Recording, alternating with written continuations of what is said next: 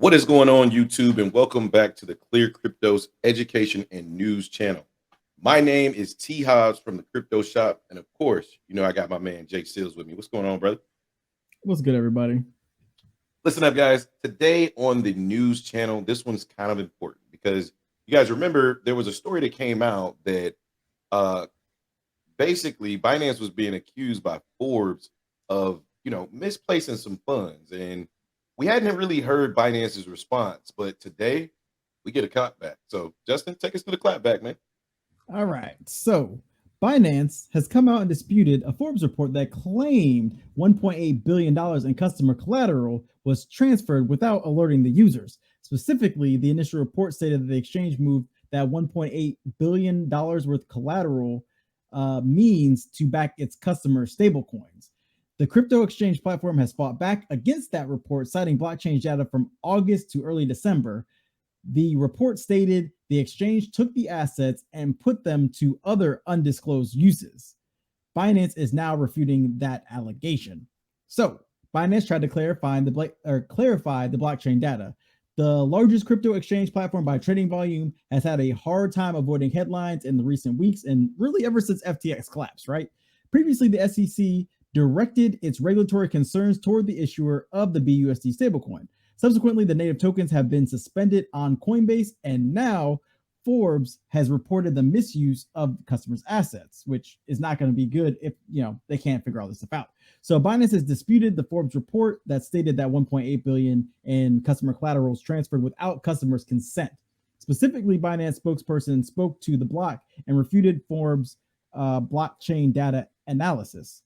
He said the on-chain transaction identified related to internal wallet management. While Binance has previously acknowledged that wallet management processes for Binance pegged token collateral have not always been flawless, at no time was the collateralization of user assets affected.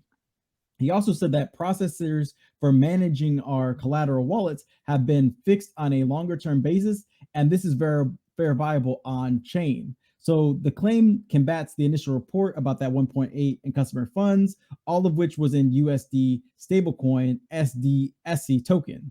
Now, Forbes stated that the 1.1 billion of transferred assets went to Chicago-based trading firm Cumberland. Thus, Forbes alleged that the move may have assisted Binance in its efforts to transform the collateral into its own BUSD stablecoin. So, honestly, that's some pretty lofty allegations coming from Forbes. And honestly, I'm not so sure that this refute is really the best. But what do you think, Hobbs? Yeah, I don't really feel like they gave us anything in that refute, right? Like, I really don't feel like I was like, oh, yeah, they were lying. Like, Forbes don't know what they're talking about. I feel like they kind of admitted to it and said it was taken care of, but they didn't really deny it. But here's the thing. Just like I've been saying, get your money off of crypto. Not saying that, get your money off of centralized exchanges.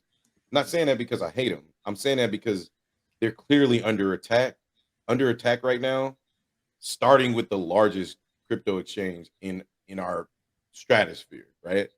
The SEC, Forbes magazine, Coinbase, based off the previous story that we went through, they have Binance in their targets. It's not to say that Binance is going to go out of business, but you don't know what is going to happen. So until you can kind of get some clarification, not financial advice, but I'm telling you, hey, seriously think about how you're holding your crypto right now. So for me, in regards to this article, I don't think we got clarification. I feel like there's a lot that's kind of just really unsaid here. So I think that CZ would, do himself some justice, maybe come out and do another interview, although the other one didn't really go that well. So what are your thoughts, Jay?